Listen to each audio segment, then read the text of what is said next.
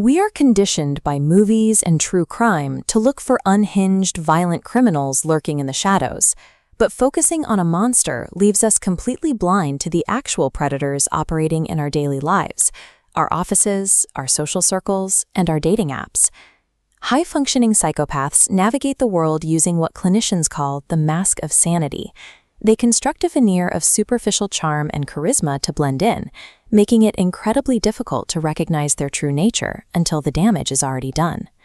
Clinical psychopathy is a neurodevelopmental disorder, a condition that emerges in early childhood and persists into adulthood. It is not a synonym for violence, and it isn't limited to one gender. It can be found in any race, culture, or income level.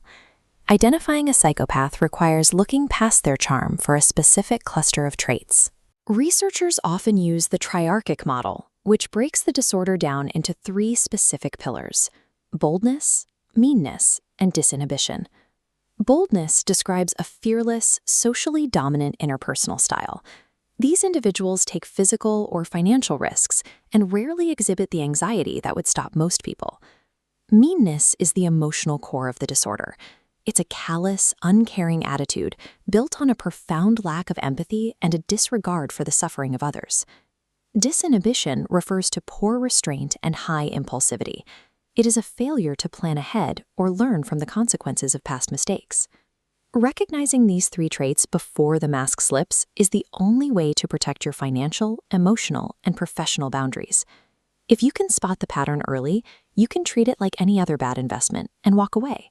In a corporate environment, psychopathic boldness is frequently rewarded as leadership. Because these individuals seem fearless and confident, they are often promoted into positions of power where they can do the most harm. But the threat isn't uniform. To defend yourself, you need to understand the clinical distinction between the 2 subtypes of psychopaths you are likely to encounter in a professional setting.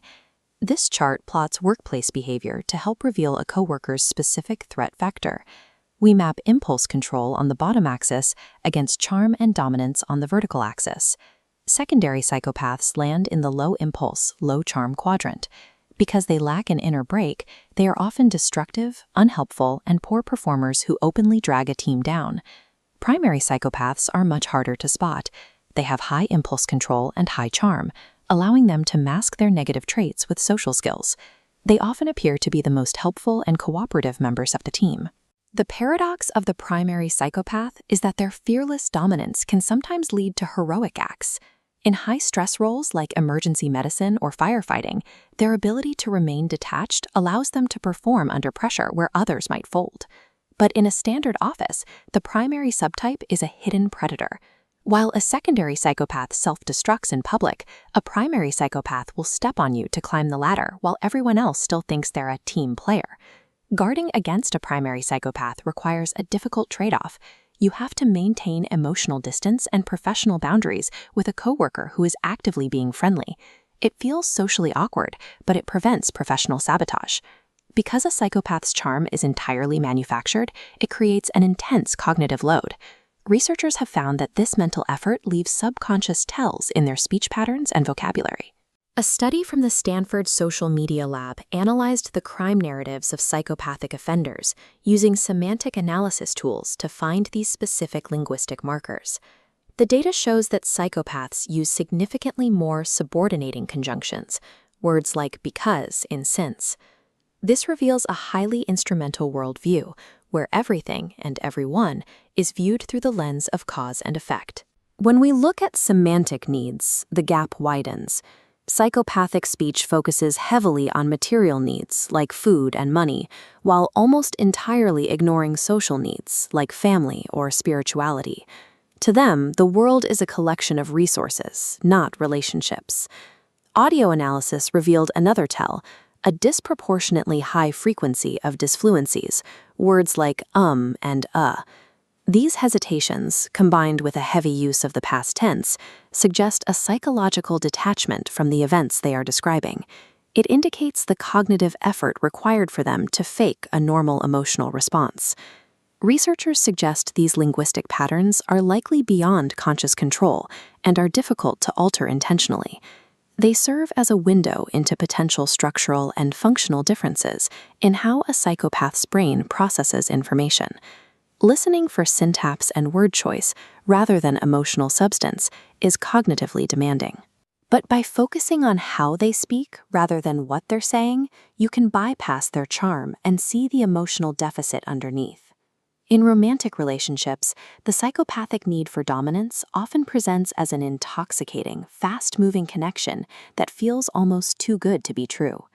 Trusting your gut is unreliable when dealing with a skilled manipulator. Instead, you have to look for the 4-stage behavioral cycle that defines these toxic partnerships. The cycle begins with love bombing. The psychopath quickly gains your trust by overwhelming you with affection, extreme flattery, and gifts to create a sense of intense, immediate intimacy. This is followed by gaslighting. This is a form of manipulation designed to make you doubt your own perceptions, memories, and even your sanity, making you more dependent on their version of reality. In the devaluation stage, the initial idealization abruptly turns into harsh criticism.